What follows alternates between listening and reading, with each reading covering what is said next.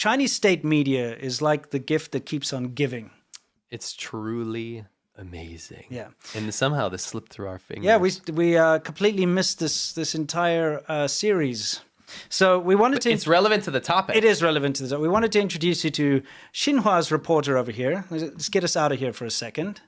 Let's take a look. China is changing fast, and so... Whoa, sorry about that. By the way... a whiplash. I got whiplash. Yeah, I got to turn this volume down. It's going to give everyone, it's going to make everyone deaf. China's changing fast. Yeah, but you know, the thing about that is if you listen to the China part, they mixed two, obviously they cut two things together where we're saying China, so it's very weird. Okay. China is changing fast, and so are its maps. If I could look physically dazzling like these Chinese, maybe I should grow old here. Whoa, what? Hold on. Mm-hmm.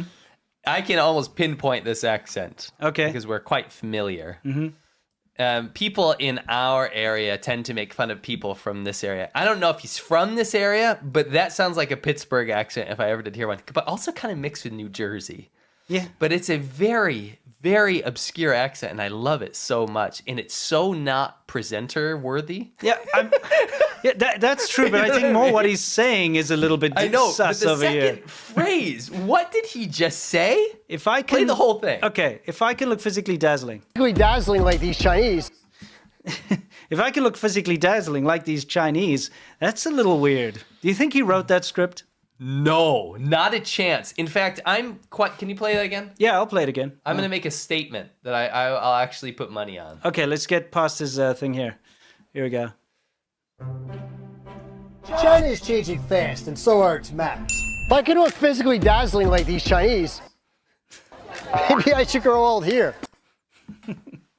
If I could look physically dazzling like these Chinese, like these... Yeah. What does that mean? If I could look physically, I would put money on that this sentence has never been uttered before prior to him saying this. I think it's the first time in the whole world that anyone's ever said that. It's a new sentence. Yeah, it is. If I could look physically dazzling like these Chinese. And he's standing in front of a bunch of Chinese old people do an exercise. Yeah. Who has ever said physically dazzling? I don't know. He did. This guy rules. But what's happening is what you do, my friend. What's his? I don't remember. Colin. Colin. I'll give you a little tip. Maybe you're not doing this anymore, but when somebody gives you a script that sucks, right? Like, because I've been fed lines before, not for our show, but for stuff we used to do. If somebody feeds you, gives you a thing that you're supposed to say, like in our documentaries, right?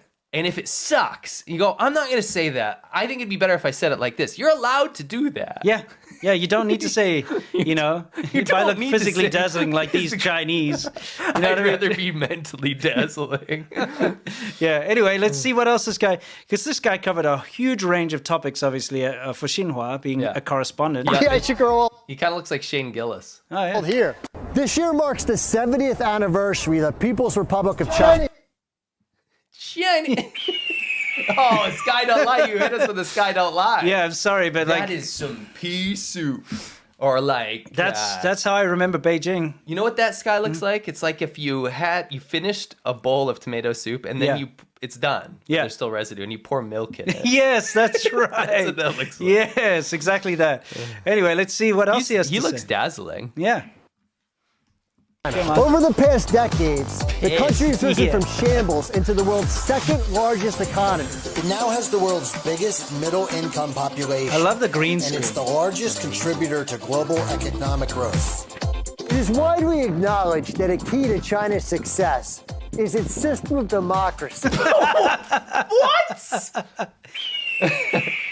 What? Yeah. This guy, he's one-upping himself. Yeah. Everything he says. Yeah.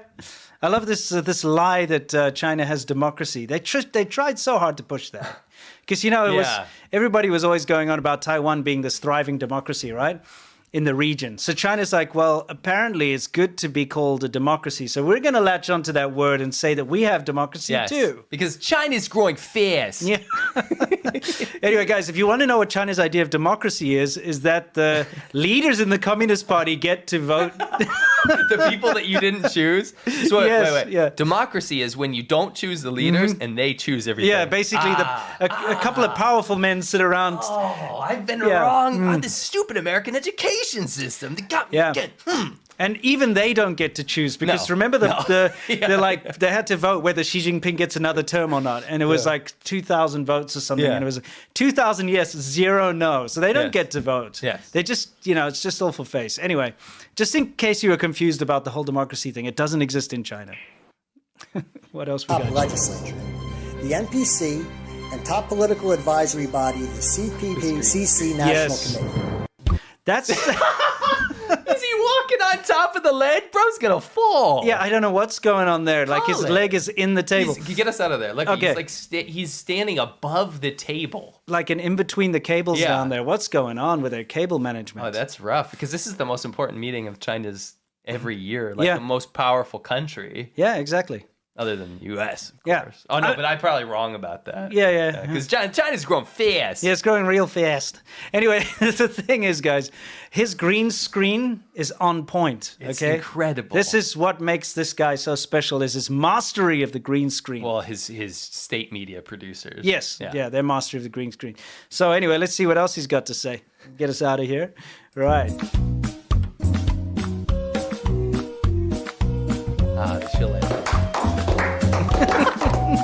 You didn't edit him in there. No, that is Chinese state media putting him in there, clapping at a some or other policy thing and a woman walking in front of excavators. The thing about a green screen is either you do it like us and you have something in the background that you're referencing, or some decoration. Don't pretend to be in there. You pretend like you're in it unless you're in a movie and you do it properly. There is one clip of him on green screen which I'm saving for next week specifically. Okay. Where he's walking, pretending to walk down an alley. It's just you'll see it. You'll see it. I love this. This is maybe one of my new favorites. Yeah, this is like Colin's green screen capers, okay? Yeah. Let's see what else he gets up to. Fast PC deputies and top political advisors work pro bono. They have full-time jobs in addition to participating in political affairs. Wow. I mean, I like the way he talks. It's kind of got that. It's got that like I'm walking here kind of a sound to it. You know, it sounds like if somebody from Pittsburgh was living in New Jersey, like trying to fit in. Like, you remember that show Jersey Shore? Like, I never watched it. Okay, it's like it's that kind of. It's that vibe. It's like those two melded perfectly in a presenter. That will explain why. And I got another clip of this guy dressed up as like an emperor or something from the past, saying he comes from the Jersey Shore. Oh, no way. Yeah, I was saving that for next week. But you get to see that next week anyway. There's definitely Pittsburgh elements to this, though. Anyway, the sky don't lie. Look at how horrendous. When he's not in front of a green screen, He probably should just be in front of a green screen because look how terrible it looks. Dude, it's apocalyptic. Yeah. I love how they picked that tree road, though, to try to mask it, but it's so thick that you can see it in the actual air. Yeah. It's that rust veneer in the air. You know, the first time I went to Beijing, it was exactly like this. And it blew me away because I'd seen pollution in Shenzhen. And mind you, I'd been in Shenzhen for probably about 3 or 4 years by then. So I'd seen like pretty bad pollution, but nothing like I saw in Beijing. When I got to Beijing, when I stepped off the airplane, my lungs actually were burning. My nose was burning. My eyes were watering. You know what's rough is that that's not even close to the worst either. Yeah, it's not. The areas in Hebei and some of the areas I went, even in Inner Mongolia, like in the steel areas, are worse. And that's insane. But there people aren't accounted for. Yeah. Yeah, it's awful. Anyway, let's continue on. Let's see what else this guy's got up his sleeve. 2017. Deputies raised more than 41,000 suggestions.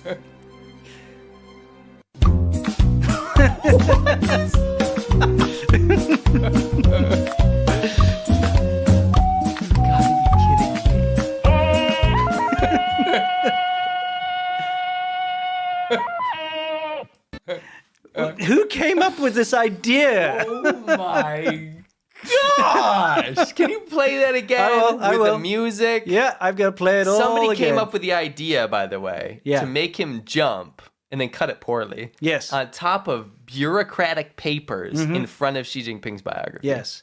This is what happens when self-respect. Yes. Take it, you crumple it up, and you throw it out the window. Hey, maybe he just wanted a gig. Maybe this is a stepping stone. Yeah, but that's still like I know. There's certain things people don't do. You know. Deputies raised more than 41,000 suggestions. This is your edit. Yeah, I edited this obviously. This part. You Yeah, can just make this him part. jump, by the way. No. This is him. This is state media.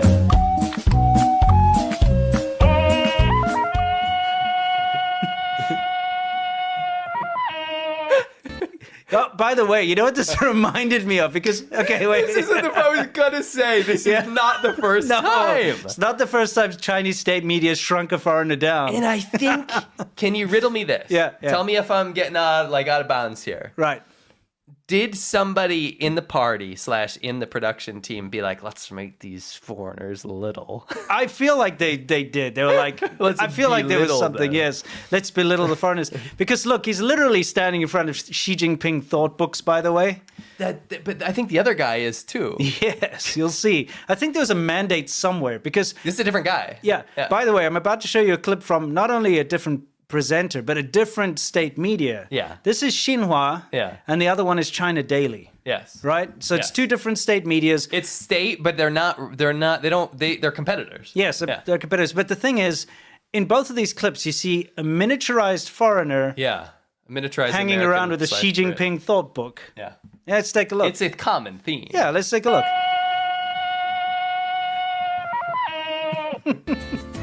Here's mini foreigner number 2. Creating space for economic heroes. Who came up with this? I have no idea. Someone thought this was a good idea. Yeah. What am I looking at? Oh boy, he's an epic journey, dude. Look.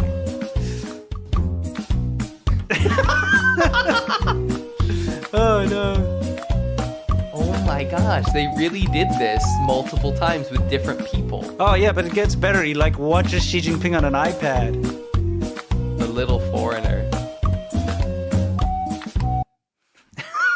Okay, so there's a little bit of extra story to this Little Lord because Fauntleroy, Little Lord Foreigner. yes, exactly. Little Lord Foreigner. So anyway, this guy, after I watched this video, probably about a year ago or so, Yeah. I looked him up, right? And he's on LinkedIn and stuff. And he moved to Hong Kong to become like a real journalist or something. Yeah. So just I think on Twitter, I just added him that video. I'm like, Just a hey, joke. I just say, bro, what's this all about? And he blocked me immediately. He's like, nobody can know about this. No one. Oh well. Oh, well. We don't have any ill will. Like, you do what you got to do, and you I just move thought it was on. pretty funny. He clearly doesn't do Dude, this anymore. I do the same. I'd Yeah, be yeah. like, don't remind me. See, I would own it. I would make this my. You know, when you go Yeah. to YouTube channel and it Yeah. auto plays a video, that would be my autoplay. That'd video. be your autoplay video. Because be it's funny. It's funny as hell. You gotta own it. You gotta own Yeah, it. you do have to own it. That time I was miniaturized and carried around I made by fun of state myself media. when I was chilling for the CCB. I wasn't It's getting true. paid to do it, but true. like, you gotta own it. You gotta look your past. You gotta grow. Yep. Literally. Yes. I love it. Okay. Let's move on, shall we? Oh my goodness. I just can't believe that Yeah. there were 2 separate occasions on 2 publications Yeah. where they shrunk down a foreigner and made him stand in front of Xi Jinping. But Do like stupid jumps and stuff. there was a mandate Yeah, that said, someone's like, do shrink a foreigner, shrink a white guy, Yeah. and put him in front of Xi Jinping. Yeah, and that happened twice. You've seen the evidence right here on state media. Shilliver's Travels. Shilliver's Travels. Yes. Somebody makes a fan art, please, of Shilliver's Travels. God. Ooh, yeah. Okay, let's move on. Okay, so let's. Are we moving on? Because I Yeah. still see We're getting Pittsburgh, Jersey boy. Yeah, we're getting back to Jersey Shore over here. Ah, yes. We are in an era of globalization. International cooperation plays a role in almost every country's development. Among the many existing cooperation is this platforms, No idea. China proposes Himself. Yeah, dude, I love the edit. They just threw in so many random little Yeah, cuts. it's there. like they bought a pack. You know, you buy one of those packs. Yes. And it's like spruce up your video. Yeah, it's exactly that. Anyway, I'm pretty sure there's some Xi Jinping books in here, but let's not bother with that. Let's move on. Initiative has emerged to the forefront. Yeah, you got it. Yeah. The Belt and Road. Over roughly 6 years, this initiative has evolved into the world's largest platform for international cooperation. And how did it gain its popularity? The secret lies in the word share. For starters, the BRI boosts connectivity. You know it's coming. Yeah. I mean, wow. Pick a better day. This is your advert. This is your, like, we're going to cooperate with the world. Look at our horrible pollution. You know what that doesn't look like? What? Dazzling. No, it's certainly not dazzling. No. I mean, anyway, for those of you who don't know what the Belt and Road Initiative, what do they call the Bait and Rob Initiative? The Bait and Rob Initiative. Yeah. I like that one. It's pretty much the Chinese neo-colonialist drive. It is. So what they do is they approach poor countries, developing countries. And don't you find it, like, first of all, absurd that China classes itself as a developing country? Well, they do it for a reason. Yeah, I know. But they do that so they can get, first of all, foreign aid gets sent to China. And has been up until very recently. Lots and millions and billions of dollars worth of aid has been sent to China because it's developing. But they get all sorts of special trade deals because they're a developing country. They don't have to pay tax on certain things. They can take advantage of the World Trade Organization. There's lots of things they can do as a developing country. But riddle me this. What developing country sends people to the moon, has a space station? Oh, the moon. Has a space station. Loans trillions of dollars to other countries. This is not a developing country. This is what's called taking advantage of loopholes. Anyway, the BRI initiative, they go to a poor country and they say, hey, we will help you out by helping you build some infrastructure, like a railway or a port or a, I don't know, university or something. And it's going to help you with your local economy because you're going to get jobs. It's going to give you infrastructure that you didn't have. And all that kind of stuff. And you can pay us back later. Yeah. That's what they say. So then the government, especially they go to corrupt countries, you know, usually these smaller countries that have a pretty corrupt government. They're like, you know, all behind the scenes doing whatever they do. So they're like, yes, we'll do it. China comes in. Not only do they import all the workers from China, so they don't actually generate a lot of jobs for the locals because the majority of the labor still comes from China. And then the Chinese laborers get all the money paid to them, so when they go back to China, they take all the money back with them. They also then build crappy infrastructure that's not worth what they've charged that country. Okay? And then the countries can't pay it back. And they don't pay it back. So then they default on the loan, and China can come in and say, well, you didn't pay us, so now you're going to owe us this strategic piece of land. You're going to owe us rights to mine over here. You're going to owe us that airport now belongs to us, or that port, or this railway, or whatever. So what? There's a port. Oh, yeah, there's a port. Right? Yeah, this one. Port of Dandong. Anyway, you get the idea. You cut it off real. Port of Dan. You get the idea. Seems like such a nice thing on paper. We're going to come in and help, but it's nefarious. Okay?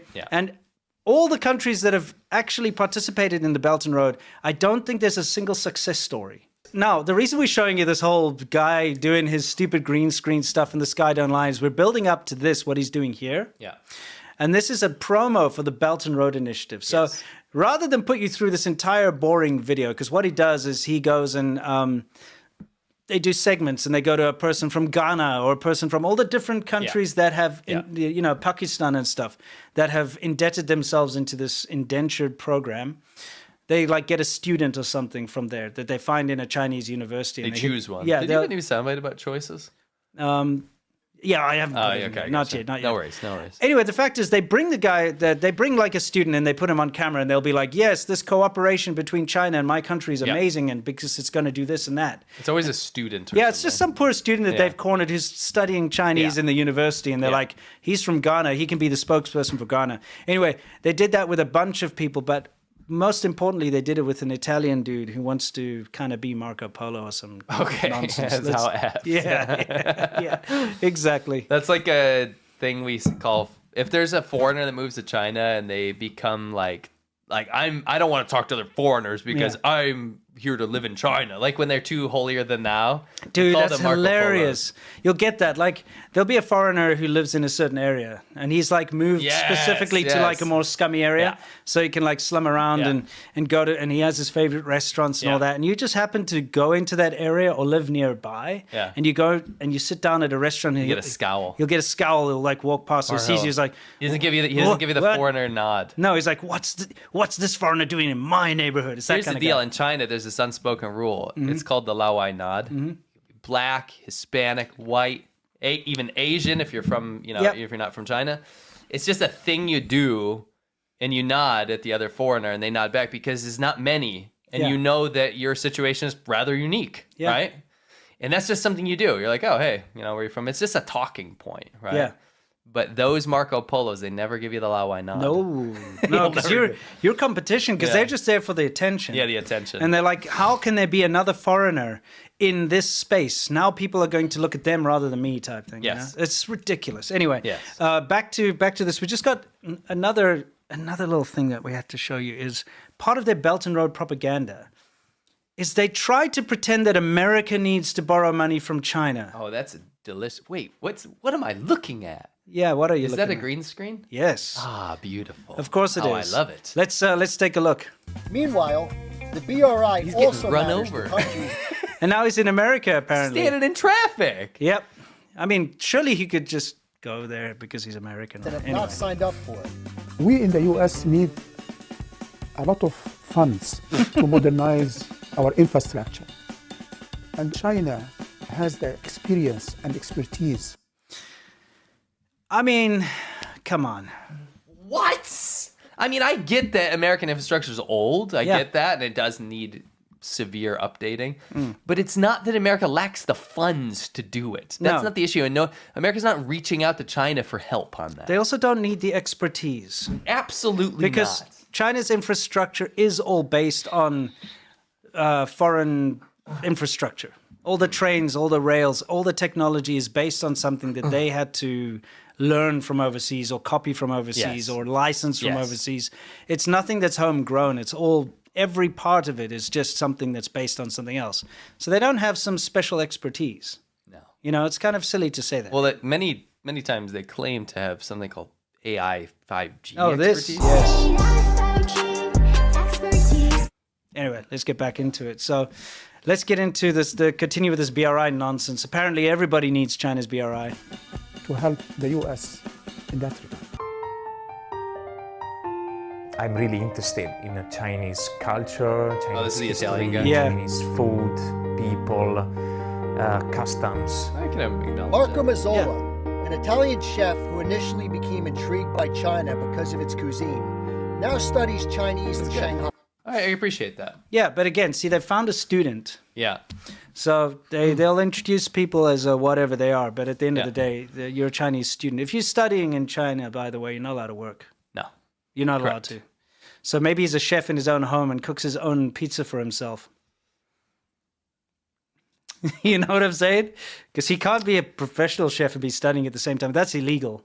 Let's be honest. The double standards are rich in state media. Yes, they really are. There are people on the most basic of visas that will be doing everything because the state allows them to. Correct, right? correct. So. Anyway, I just had to put that out there. Yeah. All right, so get out of here. What has he got to say? This One Belt, One Road is going to help more Italian people and more people from Europe to come to China to study and work, to understand more about the culture. Today, my dream is to put all together and to make it become like a book, to make myself kind of modern times Marco Polo. I love how they made the ships for him even. Yes. Oh, no! Shattered dreams. Sorry, Italian chef made of cheese. Oh my gosh, I'm sorry. I actually, that guy is fine. He's fine. I appreciate his effort, and I also had a great interest in China and still do. Yeah. And to be a student and to study the language and the cuisine, that's fantastic. We're not making fun of him. We're making fun of the idea that they have to choose a student to represent a country. Yes. In order to bolster their BRI propaganda. Yeah, what I was going to get at is what I'm talking about is that they made him obviously throw in this Belt and Road Initiative thing is somehow he had a genuine experience, but it has to be tied to this propaganda about Belt and Road. And guess what, guys? It's the main event. Italy formally pulls out of China's Belt and Road Initiative, and about a month or two ago, I called this on my channel. I was hit with a lot of skepticism. People are like, "That's all talk. They're not going to pull out. That's China's only Western Belt and Road Initiative success story." Yeah. It shocked the world when Italy initially agreed to this. And guess what? Ding, ding, ding. I'm not saying I was right, but I was right. Italy did formally pull out.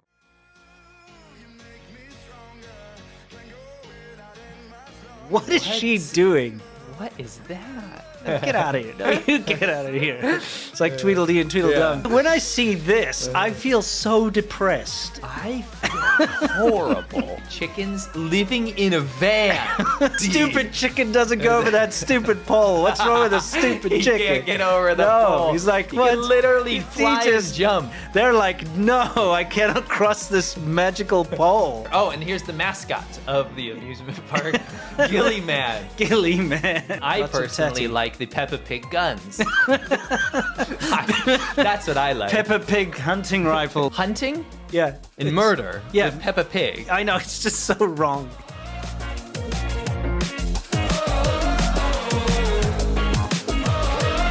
When I close my eyes, I can almost see it.